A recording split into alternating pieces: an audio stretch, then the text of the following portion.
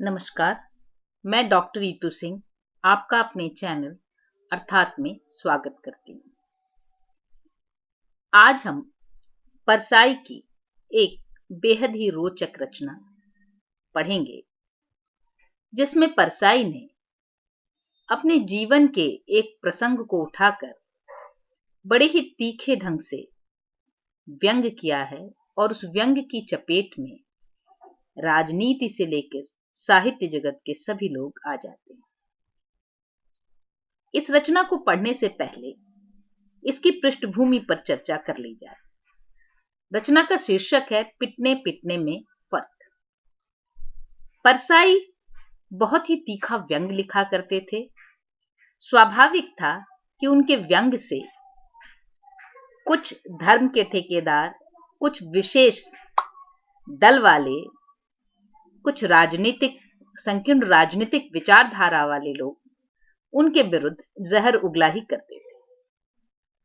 और एक बार तो उन्हें घेर कर पीट ही दिया गया था। पिटने के बाद भी परसाई को किसी तरह का डर नहीं लगा, बल्कि हॉस्पिटल में रहते हुए उन्होंने यह व्यंग लिखा, जिससे उनकी जीवनी शक्ति के साथ साथ उनकी वैचारिक दृढ़ता को भी देखा जा सकता है।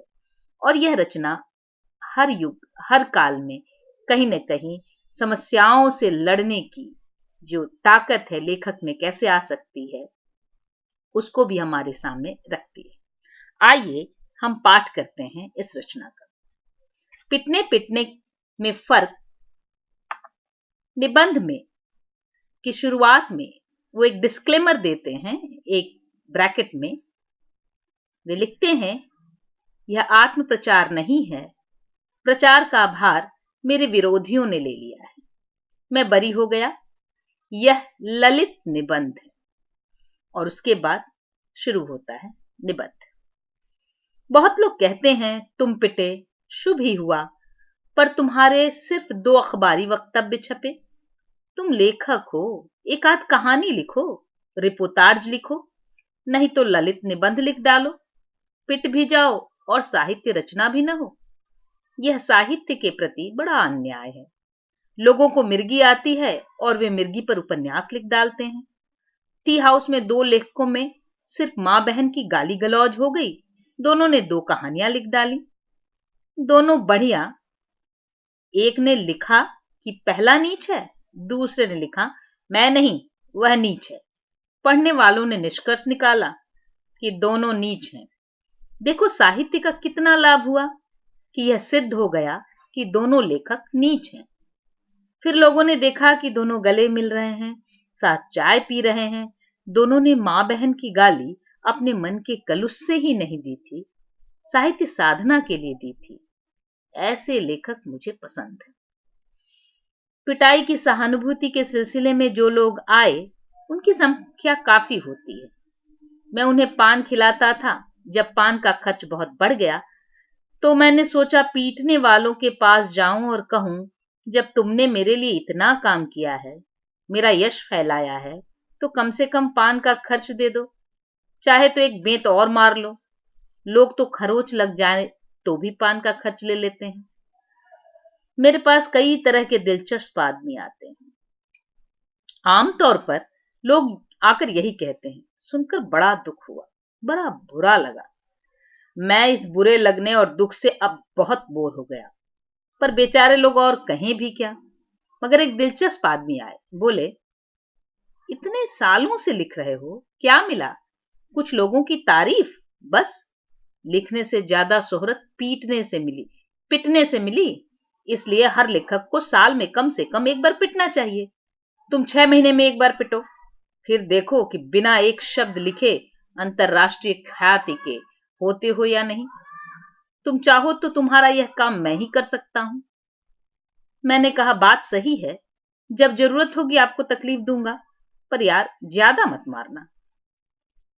पिटा पहले भी हूं। मैट्रिक में था तो एक सहपाठी रामेश्वर से मेरा झगड़ा था। एक दिन उसे मैं ढकेलते ढकेलते कक्षा की दीवार तक ले गया। वह फंस गया। मैंने उसे पीटा। फिर दोनों में अच्छे संबंध हो गए। स्कूली लड़ाई स्थायी नहीं होती। पर वह गांठ बांधे था। हमारे घर से स्कूल 1.5 मील दूर था। एक दिन हम दोनों गपशप करते शाम के झुटपुटे में आ रहे थे कि वह एकाएक बोला, अरे यह रामदास कहां से आ रहा है, वह देखो। मैं उस तरफ देखने लगा। उसने बिजली की तेजी से मेरी टांगों में हाथ डाला और वह पटखनी दी कि मैं नाले के पुल के नीचे गिर पड़ा।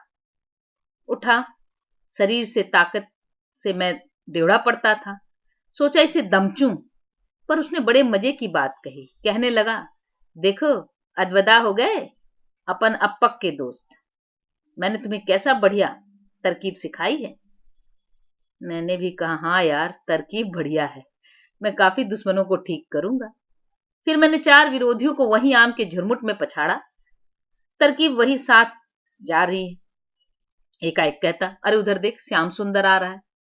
वह उधर देखने लगता और मैं उसकी टांग में हाथ डालकर सड़क के नीचे गड्ढे में फेंक देता। यह तो हुई स्कूल की पिटाई की बात। लिखने लगा तो फिर एक बार पिटाई हुई। आज से 15-20 साल पहले मैं कहानियां लिखता और उसमें कमला नाम की पात्री आ जाती। कुछ नाम कमला, विमला, आशा, सरस्वती ऐसे हैं कि कलम पर यूं ही आ जाते हैं। मुझे 2 चिट्ठियां मिली, खबरदार कभी कमला कहानी में आई तो ठीक कर दिए जाओगे। वह मेरी प्रेमिका है और तुम उससे कहानी में हर कुछ करवाते हो, वैसी नहीं है। मैं बात टाल गया।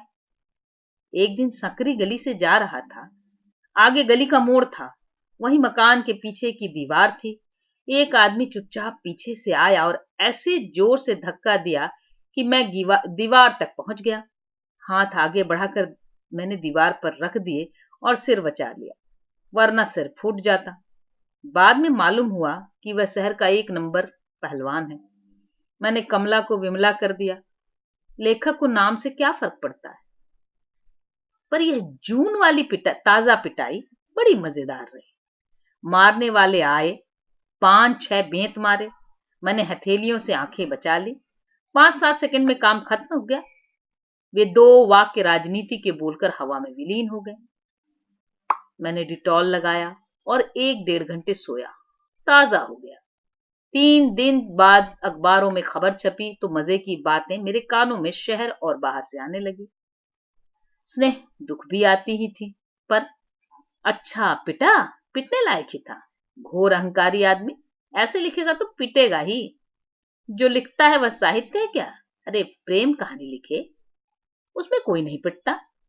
कुछ लेखकों की प्रसन्नता मेरे पास तक आई। उनका कहना था, अब यह क्या लिखेगा, सब खत्म हो गया इसका काम तमाम। बहुत आग मूतता था, पर मैंने ठीक वैसे ही लिखना जारी रखा और इस बीच 5 कहानियां और 4 निबंध लिख डाले और एक डायरी उपन्यास तिहाई लिख डाला।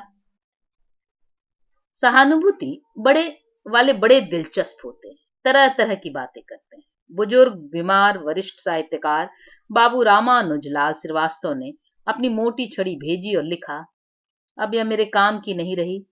मेरी दुनिया अब बिस्तर हो गई है। इस छड़ी को साथ रखो।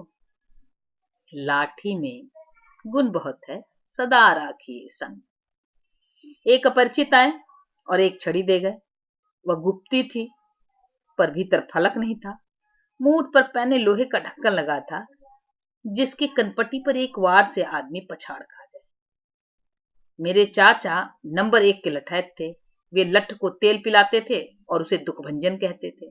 मोहल्ले के रंगदार को, जो सबको तंग करता था, उन्होंने पकड़ा, सामने एक पतले झाड़ से बांधा और वह पिटाई की कि वह हमेशा के लिए ठीक हो गया।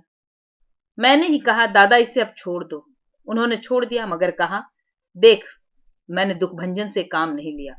गड़बड़ की तो दुखभंजन अपना काम करेगा। वह दुखभंजन पता नहीं कहां चला गया। उनकी मृत्यु हो गई, पर वे शीशम की अपनी छड़ी छोड़ गए। एक साहब एक दिन आए, 1-2 बार दुआ सलाम हुई होगी, पर उन्होंने प्रेमी मित्रों से ज्यादा दुख जताया। मुझे आशंका हुई कि कहीं वे रो न पड़े।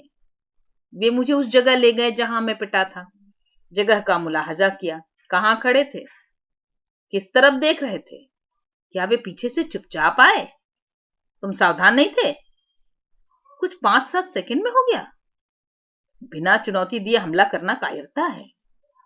सतयुग से चुनौती देकर हमला किया जाता रहा है, पर यह कलयुग है। मैं परेशान, जिस बात को 2.5 महीने हो गए, जिसे मैं भूल जाना चाहता हूं, उसी की पूरी तफ्सीस कर रहा है। कहीं ये खुफिया विभाग का आदमी तो नहीं है? पर जिसका सब खुला है, उसे खुफिया से क्या डर? वे आकर बैठ गए। कहने लगे, नाम बहुत फैल गया है, मंत्रियों ने दिलचस्पी ली होगी। मैंने कहा, हाँ ली। वे बोले, मुख्यमंत्री ने भी ली होगी। मुख्यमंत्री से आपके संबंध बहुत अच्छे होंगे। मैंने कहा, अच्छे संबंध हैं। वे बोले, मुख्यमंत्री आपकी बात मानते हैं? मैंने कहा, हाँ, मान भी लेते हैं। मैं परेशान कि आखिर ये बातें क्यों कर रहे हैं, क्या मकसद है। आखिर वे खुले। कहने लगे, मुख्यमंत्री आपकी बात मानते हैं, लड़के का तबादला अभी कांकरे हो गया है, जरा मुख्यमंत्री से कहकर उसका तबादला कहीं करवा दीजिए। पिटे तो तबादला करवाने, नियुक्ति कराने की ताकत आ गई। ऐसा लोग मानने लगे हैं। मानने से कौन किसे रोक सकता है? क्या यह कम साहित्यिक उपलब्धि है कि पिटकर लेखक तबादला करने लायक हो जाए? सन 1973 की यह सबसे बड़ी साहित्यिक उपलब्धि है। पर अकादमी माने तो